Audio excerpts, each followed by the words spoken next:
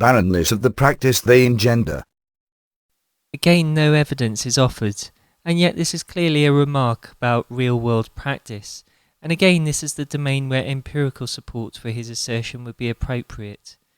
Feyerabend finishes by commenting on the structure of a free society in which different traditions have equal access to, quote, education and other positions of power. In this chapter, Feyerabend starts to draw some conclusions. He asserts that there are problems with rationality and that there are limits on all methods. Again, I don't think these points have been sufficiently justified in preceding chapters, but this general conclusion seems reasonable. However, he is not explicit about the methodologies that are being considered as alternatives to rationalism. He returns to rationalism and suggests that he is recommending an interplay between rationalism and practice, so that each is guided by the other. He advocates against the systematization of the treatment of theories, as this will essentially create a conservative culture that will react against new theories. However, Feyerabend considers this topic in a very small chapter and is not sufficiently bold in his exploration. Feyerabend has not given consideration to the use of augmented science, that is, the use of artificial intelligence solutions to support scientific inquiry, and he also misses the possibility of a systematization that is progressive, developing through appropriate processes, which include outcome-based assessment of theory-generating and theory-developing methodologies. His other main suggestion in this chapter is to approach a given research area with an open-minded and novel approach. In this chapter, Feyerabend asks several questions about science. In this chapter, at the very end of the book, he asks, "What is science?" and answers that it is difficult to define given the multiple branches of science that exist. It is curious that this point is made at the very end of the book, and that the case of Galileo has been used to generalize to all of science.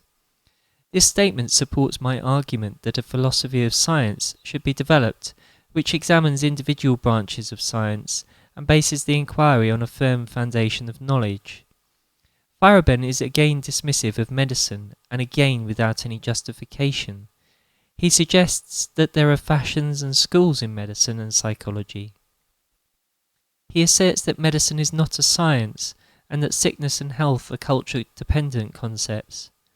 There is no justification for the assertion that medicine is not a science, and he is presumably unaware of the sciences that underlie medicine, some examples of which include anatomy, physiology, pharmacology, pathology, biochemistry, histology, neuroscience, and genetics, to name just a few. Although many illnesses are culture-dependent, not all are. For instance, the course of tuberculosis has a characteristic course which, if untreated, would be seen in different cultures.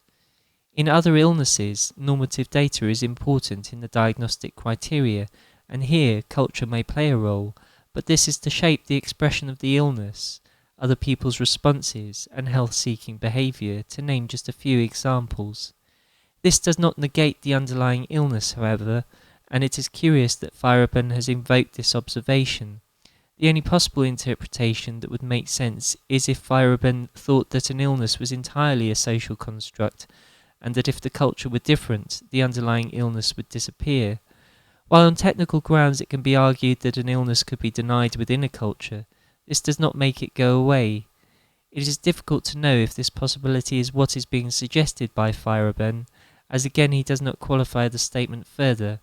The existence of different schools and fashions can result from a multiplicity of effective treatments for which there are skilled practitioners, and Feyerabend's point is unclear.